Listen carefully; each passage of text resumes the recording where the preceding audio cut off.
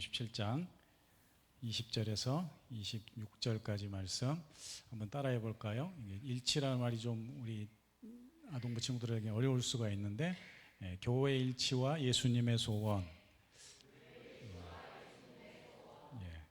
교회의 하나됨을 이야기하는 겁니다.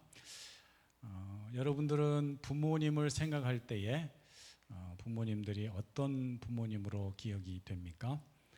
또 우리가 부모가 되어서 또 자녀들에게 어떤 부모의 모습으로 서 있는가 한번 생각을 해볼 때가 있는데요. 다 마찬가지겠지만 우리 부모님들은 늘 자녀들에게 부족함이 있죠. 더 잘해주고 싶고 더 넉넉하게 자녀들에게 해주고 싶은 마음이 있는데 그렇게 하지 못하는 그런 아쉬움과 또 안타까운 마음이 있죠. 저 또한 아버지로서 자녀들에게 뭘 제대로 해준 게 있나, 좋은 부모일까 이런 생각을 해봤는데 다른 건 잘 못해줬어도 장난감을 많이 사준다든지 아이들이 원하는 것들을 넉넉하게 해주진 못했다 할지라도 제가 잘한 게 한 가지 있다고 한다면 그것은 아이들을 위해서 기도해 준 것이다 라는 생각이 듭니다. 지금은 이제 장성해서 나가 있는 시간들이 많기 때문에 그런 시간이 별로 없지만 우리가 어릴 때 자랄 때 아이들이 자랄 때 새벽 기도가 끝나고 올라가면 꼭 머리에 손을 얹고 기도를 해주죠. 그 기도의 내용이라는 것은 대단한 것도 아니고 날마다 새로운 기도도 아닌 간단한 기도죠. 이들이 정말 하나님의 자녀로서 하나님의 사랑을 깊이 깨닫고 하나님의 사랑을 전하는 그런 자녀들이 되었으면 좋겠다. 이런 마음으로 기도를 해준 것. 이것이 믿는 자녀, 가정의 부모로서 자녀들에게 해줄 수 있는 가장 좋은 또 영적 유산이요 재산이 아니겠나 그런 생각을 해보게 됩니다. 오늘 본 말씀을 보면 예수님이 이제 십자가를 지시기 위해서 떠나기 전에 제자들에게 마지막 작별 인사를 하면서 전하고 있는 말씀입니다. 그래서 이 에베소 요한복음 17장을 고별 설교, 고별 강화 이런 표현을 하거든요. 이 마지막 제자들에게 예수님께서 하고 싶은 말씀이 무엇이었을까? 그것은 한마디로 정말 부모가 자녀들에게 가장 소중한 걸 물려주고 싶은 그런 마음을 가지고 그런 심정으로 예수님이 하나됨, 일치 이것을 강조하고 있다라는 것이죠.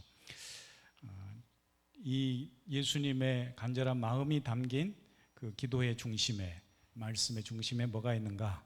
그것은 하나됨인데 한마디로 예수님이 하나님 아버지께 기도하고 있습니다. 아버지여, 우리가 하나 된 것 같이 저들도 하나 되게 하옵소서. 하나님 아버지와 성부 하나님과 아들 성자 예수님과 성령 하나님이 하나인 것처럼 저들도 우리를 믿는 자녀들인 저들도 하나 되게 하옵소서. 이것이 바로 예수님의 오늘 마지막 기도라고 십자가를 지시기 전에 했던 마지막 기도라고 할 수가 있습니다. 그렇다면 우리가 주 안에서 어떻게 하나됨을 이룰 수 있을까? 주 안에서 우리가 하나 된다는 것이 무엇일까? 조금 구체적으로 살펴보면요. 첫 번째, 예수님이 꿈꾸는 하나됨은 제자들에게 지금 말씀하시는 이 하나됨이라는 것은 예수님의 하나님의 꿈이기도 했다. 하나님의 또 하나의 비전이기도 한 건데요. 그것은 저들이 하나 되기를 원하는 마음이었습니다. 즉 예수님이 우리가 하나인 것처럼 저들도 하나 되기를 원한다. 우리의 꿈이 저들을 통해서 우리 믿는 성도들을 통해서 이루어지기를 원한다라는 말씀을 하고 계시는 것이죠. 그래서 예수님께서 이렇게 기도하십니다. 아버지께서 내 안에 계시고 또 내가 아버지 안에 있는 것 같이 그들도 다 하나 되어 우리 안에 있게 하옵소서. 우리가 하나인 것처럼 저들도 하나가 되어서 우리 안에 삼위일체 하나님 안에 거하게 하소서. 이렇게 기도하고 있다라는 것이죠.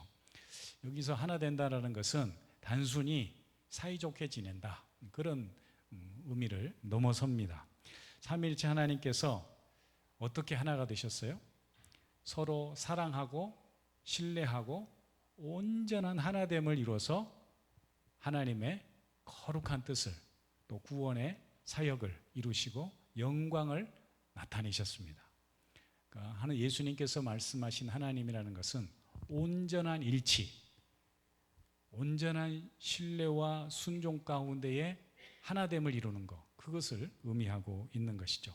그래서 서로를 향한 깊은 사랑, 또 완전한 순종, 흔들림 없는 연합, 이것이 예수님이 말씀하시는 하나됨, 일치라고 할 수가 있습니다. 삼위일체 하나님은 사랑으로 하나 되셨습니다. 예수님은 그 사랑 안에서 하나님의 뜻을 온전히 받들어 순종함으로써 하나님의 뜻을 이 땅 가운데에 구원의 역사로 이루신 분인 줄 믿습니다. 그러니까 예수님이 하나됨을 통하여서 우리에게 놀라운 하나님의 역사를 전하였듯이 우리도 예수님을 믿음으로써 서로가 하나 되는 것, 이것이 예수님의 소원이자 하나님의 꿈이다라는 사실입니다. 두 번째로, 우리가 이렇게 예수님의 말씀대로 하나가 될 때 세상이 하나님을 봅니다. 한번 따라해 보세요. 우리가 하나 될 때 세상이 하나님을 봅니다. 그렇습니다. 예수님이 이 마음으로 우리에게 하나됨을 명령하고 있는 것이죠. 왜 예수님께서 우리에게 하나 되라고 말씀하셨는가? 오늘 본문의 23절 말씀을 보면은 이 23절을 다른 우리 한글 번역 성경 표준 서번역 성경을 보니까 이렇게 되어 있어요. 내가 그들 안에 있고 아버지께서 내 안에 계신 것은 그들이 완전히 하나가 되게 하려는 것입니다. 그들이 완전히 하나가 되게 하려는 것입니다. 이것은 또 아버지께서 나를 보내셨다는 것과 아버지께서 나를 사랑하신 것과 같이 그들도 사랑하셨다는 것을 세상이 알게 하려는 것입니다. 이렇게 말씀하고 계십니다. 여러분, 우리가 서로 다투고 나뉘고 갈라지고 갈등하고 이런 모습들은 하나님이 결코 원하지 않는 모습입니다. 우리가 특별히 믿는 사람들이 교회 안에서 이렇게 분열이 있고 싸우고 그러잖아요. 그럼 세상 사람들이 뭐라고 할까요? 저기에는 하나님이 안 계시구나. 하나님을 믿는다 하지만 저기에는 하나님이 안 계시는구나. 이렇게 생각한다라는 것이죠. 하지만 우리가 서로 사랑하고 이해하고 용서함으로써 하나가 될 때에 세상은 우리를 통해서 보이지 않는 하나님이시지만 그 하나님을 우리를 통해서 보게 된다라는 말씀입니다. 우리의 하나됨을 통해서 세상은 하나님을 볼 뿐만 아니라 하나님의 사랑을 깨닫게 되는 줄 믿습니다. 우리가 가정에서도 부모가 서로 사랑하고 하나 될 때에 아이들이 안정감을 느끼고 행복을 느끼는 거죠. 그런 것처럼 우리가 교회 안에서도 서로 사랑할 때에 세상이 우리를 다르게 봅니다. 세상이 우리를 통해서 하나님을 보게 되고 하나님이 함께 하시는 그 거룩한 믿음의 공동체를 실제적으로 보게 된다라는 것이죠. 우리의 하나됨은 하나님을 증거하는 귀한 통로가 되고 또 하나님을 보여주는 그런 능력으로 쓰임받게 되는 것입니다. 마지막 세 번째로, 우리가 하나 될 때에 하나님의 사랑을 드러낼 뿐만 아니고 하나님의 영광이 드러납니다. 우리가 하나 되면 하나님의 사랑을 나타내고 하나님의 영광을 드러낸다. 오늘 본문 26절 말씀에도 있는 것처럼 내가 아버지의 이름을 그들에게 알게 하였고 또 알게 하리니 이는 나를 사랑하신 사랑이 그들 안에 있고 나도 그들 안에 있게 하려 함이니이다. 어려운 말 같지만 어찌 보면 단순한 말씀이에요. 하나님의 사랑을 믿고 우리가 그 사랑 안에서 하나 되면 예수님이 이 땅에 오신 그 목적을 이루신다라는 거예요. 우리의 사랑을 통하여서 하나님께 영광 돌리고 예수님의 뜻을 이루는, 예수님의 소원을 이루어드리는 우리 모두가 될 수 있기를 축복합니다. 예수님은 제자들을 위해서 이렇게 기도합니다. 아버지여, 내게 주신 영광을 내가 그들에게 주었사오니 이는 우리가 하나가 된 것 같이 그들도 하나 되게 하려 함이다. 우리가 하나 된 것 같이 그들도 우리를 믿는 믿음 안에서 하나 되기를 원한다. 이렇게 말씀하신다는 거죠. 또한 24절에도 보면은 아버지께서 창세전에 나를 사랑하심으로 내게 주신 나의 영광을 그들로 보게 하시기를 원하나이다. 22절에도 이 영광이라는, 내게 주신 영광이라는 그런 표현이 나오고 24절에도 나의 영광을 그들로 보게 하기를 원한다. 이렇게 말씀하시잖아요. 여기서 영광이란 뭘까요? 예수님이 말씀하시는 영광은 세상에서 말하는 세상 사람들이 박수치고 환호하는 그런 영광을 얘기하는 게 아니에요. 세상 사람들이 인정해주는 그런 명예가 아닙니다. 바로 예수님이 우리에게 보여주신 영광은 낮아짐의 영광이에요. 섬김의 영광이고 우리를 위해서 모든 것 내어주신 희생과 순종의 영광이라는 것을 말씀하고 있는 것입니다. 우리 예수님은 이처럼 이 땅에 오셔서 자기를 버리신 그 사랑과 섬김으로 하나님의 영광을 드러내셨습니다. 우리가 하나님의 영광을 위해 살아간다고 하는 것은 이 하나님 말씀에 순종하여서 우리가 서로 사랑으로 섬기고 하나 될 때 우리 또한 하나님께 영광 돌리는 삶이, 영광 돌리는 교회 공동체가 될 줄 믿습니다. 그 영광을 위한 믿음의 사명, 삶의 사명을 우리에게 맡겨주셨다라는 것이죠. 그래서 23절에도 이렇게 말씀합니다. 내가 그들로 온전함을 이루어 하나가 되게 하려 함은 아버지께서 나를 사랑하신 것을 세상이 알게 하려 함이로다. 사랑하는 성도님들, 우리는 지금 어떤 공동체 안에서 어떤 사랑과 일치의 삶을 살아가고 있습니까? 가정과 학교, 교회나 또 친구들, 우리 이웃들 속에서 우리는 정말 하나됨의 삶을 살고 있는가? 우리 스스로를 돌아볼 필요가 있습니다. 혹시 누군가에게 마음을 닫고 미워하는 마음으로 살고 가고 있지는 않습니까? 서로 다르다고 생각이 맞지 않다고 서로 거리를 두고 멀리하고 그렇게 살아가고 있지는 않습니까? 하나 되면요, 그냥 살아가면, 내 방식대로 살아가면 하나가 되지 않아요. 하나 되면은 노력이 필요해요. 자기 희생이 필요하고 자기 양보가 필요하고 서로를 존중하는 그 마음을 가지고 이해하려고 할 때에 하나 되어 나갈 수가 있습니다. 서로를 꼭 필요한 존재로 인정해 줄 때 하나됨을 이룰 수가 있다라는 것이죠. 무엇보다도 우리는 하나님의 자녀들이기 때문에 오늘도 이 하나됨을 위해서 기도해야 됩니다. 하나됨을 위해서 애쓴다는 것은 사실 굉장히 쉬운 일 같지만 어려운 일입니다. 세상에서 제일 무서운 존재가 뭔지 아세요? 호랑이가 아니고 사람이에요. 사람. 어제도 뉴스를 보니까 아침에 어떤 사람이 지하철에 방화를 해가지고 400여 명이 긴급하게 열차를 밖으로 대피를 했더라고요. 그런 거예요. 우리가 생각하는 사람들이 상식적인 선에서 그렇게 살아가지 않아요. 다 그런 건 아니지만 가끔 그렇게 우리의 생각과 상식 수준을 넘어서는 사람들이 세상에는 많습니다. 안타깝게도.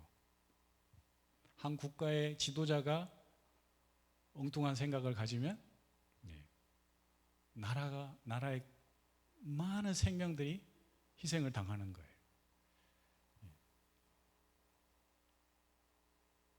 600만 명이 죽은 그 수용소에서 죽은 그런 일 아시죠? 또 저기 캄보디아에 가면 킬링 필드라고 한 지도자가 모든 지식인들을 다 한꺼번에 죽입니다. 캄보디아에 갔을 때에 그 학교를 그 고문하고 사람들 가둬둔 그런 장소로 활용을 했는데 아직도 그런 고문하고 사람들 가두고 그런 시설이 그대로 남아 있더라고요. 너무 끔찍하더라고요. 사람을 그냥 죽이는 게 아니고 잔인하게 사지를 묶어놓고 또 어떤 고문의자는 사람이 앉으면 요 앞에 이렇게 드릴 같은 게 이렇게 있더라고요. 머리를 뚫어서 죽이기도 하고 굉장히 사람이 그런 거예요. 물론 모든 사람이 그런 건 아니지만 우리가 함께 살아가는 세상 속에서 우리 상식선을 넘어서는 사람들이 있을 수 있어요. 그러나 그런 사람들을 위해서 우리가 어떻게 해야 된다고요? 기도해야 돼요. 우리는 기도할 수 있어요. 우리에게 사랑하라고 말씀하신 것은 그 사랑을 위해서 우리를 도와주시고 사랑할 수 있는 힘을 주시고 은혜를 주시는 그 하나님께 구하라는, 기도하라는 말씀과도 같은 말씀입니다. 그래서 우리는 하나님의 자녀로서 오늘도 기도하고 용서하기를 위해서 힘쓰고 사랑하기 위해서 애써야 한다라는 말씀입니다. 그럴 때 우리는 주님처럼 하나됨을 닮아가게 될 것입니다. 주님이 우리에게 말씀하시는 이 하나됨은 명령의 명령, 취사선택의 문제가 아니에요. 사랑할 수 있으면 사랑해라가 아니에요. 사랑하라는 것이고 하나가 돼야 한다고 명령하고 계십니다. 따라서 우리는 택함받은 하나님의 자녀로서 오늘도 하나님을 사랑하고 하나님 뜻에 순종하며 살아가기를 원한다면 오늘도 하나님 말씀대로 하나됨을 위해서 서로 사랑하기 위해서 하나님 앞에 이 말씀을 이루기 위해 하나님의 영광을 이루기 위해서 기도해야 무릎으로 기도해야 될 줄 믿습니다. 우리가 어릴 때 대부분 우리 기성세대들은 농촌 사회에서 살았습니다. 농촌 공동체를 마을 공동체를 경험했습니다. 제가 살았던 그 시골에서도 이렇게 바쁜 철이 모내기 철이 되고 농번기 때가 되면은 다 하나가 되는 거예요. 그래서 오늘은 우리 일 남의 일 도와주고 오늘은 우리 일하고 이런 걸 뭐라 그래요? 품앗이라 그래요. 품앗이. 마을 공동체가 하나예요. 하나. 그래서 어려운 일 있으면 다 도와주고 가족 일처럼 마을 사람들이 그렇게 도와주고. 지난번에 어머니 돌아가셔서 어머니 이제 유해를 모시기 위해 그 유골함을 가지고 첫 번째 들린 데가 마을 회관이었어요. 마을 회관에 들어가서 마을 어르신들이 다 이렇게 와서 앉아 있잖아요. 눈물이 왈칵 쏟아지더라고요. 이분들과 함께 한평생을 같이 살아왔는데 어머니가 이렇게 돌아가셔서 이 모습으로 와서 가족인 우리가 어른들에게 인사를 드린다는 게 너무 마음이 아프더라고요. 저도 울고 우리 가족들도 울고 마을 사람도 울고 그랬어요. 그러니까 예전에는 그랬단 말이죠. 내 자식, 네 자식 뭐 할 것 없이 다 한 가족처럼 그렇게 살았습니다. 그런 모습으로 살아왔던 우리의 모습이었는데 지금은 뭐 그런 시절이 지나서 점점 안타깝게도 그런 공동체가 마을 공동체가 사라지고 있습니다. 그런데 하나님께서 우리 뭐 세상 살아가는 사람들에게 얘기하는 게 아니라 우리 하나님을 믿는 자녀들에게 교회 공동체를 향해서 말씀하고 있는 거예요. 이 땅의 교회를 향해 또 믿음의 사람들을 향해 하나 되는 공동체가 되라고 말씀하고 계십니다. 하나님이 우리에게 주신 사명은 하나님의 사랑을 세상에 전하는 것입니다. 하나님의 그 사랑을 전하기 위해서는 우리가 하나 되어야 할 줄 믿습니다.